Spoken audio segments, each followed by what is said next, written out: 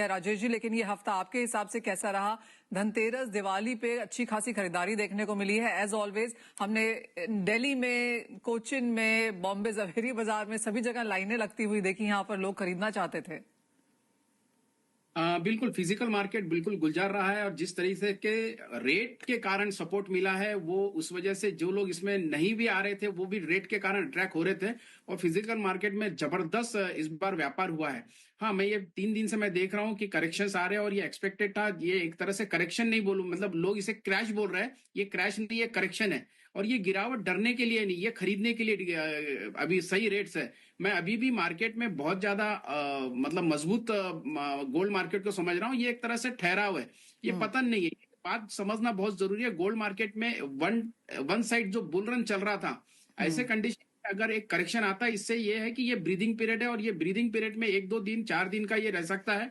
उससे ज्यादा मुझे लगता नहीं है कि लॉन्ग रन के लिए ये रेट नीचे रहेंगे। लेकिन एक आश्चर्य की बात बताता हूं कि अगस्त महीने में हम लोग फिजिकल मार्केट में इंडिया में ही 1,01,000 का रेट हमें बहुत ज्यादा लगता था। बाद में सितंबर में हमने 1,13,000, 1,14,000 में सोना बेचा तो बहुत महंगा लगता था, और 1,30,000 होने के बाद आज 1,23,000 हमें एकदम से सस्ता लगने लग गया है। कहीं ना कहीं ये है कि ये अभी भी उतना रेट टूटा नहीं है जितना लोग मतलब सोच रहे हैं। 9% भले ही ठीक है, 10% का करेक्ट नॉर्मली है। जिस तरीके से $1,000 पिछले 6 महीने में बढ़ा है, तो उसके सामने $300-400 का करेक्शन कोई बड़ी बात नहीं। लेकिन एक खास बात मार्केट में कि जब गोल्ड बढ़ता है ना, तब उसके तरफ और अट्रैक्शन होता है, और जब गोल्ड गिरता है तो उसमें अट्रैक्शन और बढ़ जाता है, क्योंकि जो लोग चूक जाते हैं खरीदने के लिए, उनके लिए एक गोल्डन अपॉर्चुनिटी मिल जाती है, और इस रेट में वो खरीदने के लिए उन्हें एक ये अपॉर्चुनिटी बहुत फायदे का सौदा पड़ जाता है। और जिस तरीके से फेस्टिव सीजन होने के बाद अभी वेडिंग सीजन स्टार्ट हुआ है, तो मुझे लगता है कि वेडिंग सीजन के लिए ये ज्यादा दिन रहने वाला ये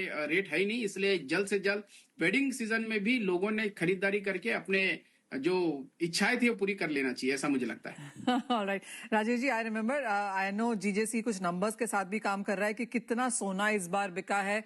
आप क्या हमारे साथ वो टनेज या फिर वो कितना, किस तरह की वैल्यू वॉल्यूम यहाँ पर हुई है, शेयर कर पाएंगे?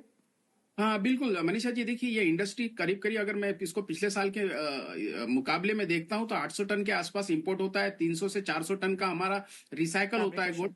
करीब 1200 टन की इंडस्ट्री है, उसमें से 200 से 250 टन हमारा एक्सपोर्ट अगर छोड़ दिया जाए तो 1000 टन 950 टन हमारी पूरी इंडस्ट्री डोमेस्टिक कंजम्पशन है। अगर मैं इसे मंथ वाइज मंथ देखता हूँ तो करीब 990 टन 80 टन के बीच में हर महीने एक सेल होता है। और पर्टिकुलर मैं ये दिवाली के पीरियड में देखता हूँ, और धनतेरस के दिन अगर हमारा सेल, हम लोग इसे कंसीडर करते हैं कि जो नॉर्मली से जो सेल किसी एक ज्वेलर्स के यहाँ होता है, उससे 10 टाइम सेल उस दिन के लिए होता है।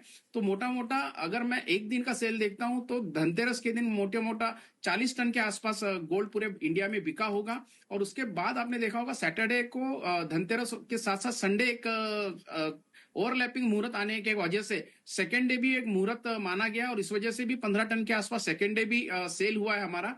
अगर ये पूरा मैं सप्ताह देखता हूं अभी तक के, अभी से आज तो भाई दूज है, लेकिन ये अगर मैं और पंचमी तक के देखता हूं तो मोटा मोटा 100 टन के आसपास का पूरा व्यापार और व्यवहार होने का मुझे सिर्फ गोल्ड में लगता है। इसके अलावा सिल्वर और डायमंड की एक अलग डिमांड है, तो वो भी है। तो ये ओवरऑल हमारे पास रिपोर्ट पूरे हिंदुस्तान से हमने लिए है, तो एक अच्छा खासा सभी तरफ से फीडबैक है। हाँ, वॉल्यूम वाइज मैं देखता हूं तो थोड़ा सा पिछले साल के मुकाबले सेम है, लेकिन वैल्यू वाइज देखता हूं तो करीब करीब 40% के आसपास का ये 35 to 40% एक्स्ट्रा अमाउंट वाइज बढ़ा है सबका सेल। राजेश जी, बहुत शुक्रिया साथ जोड़ने के लिए।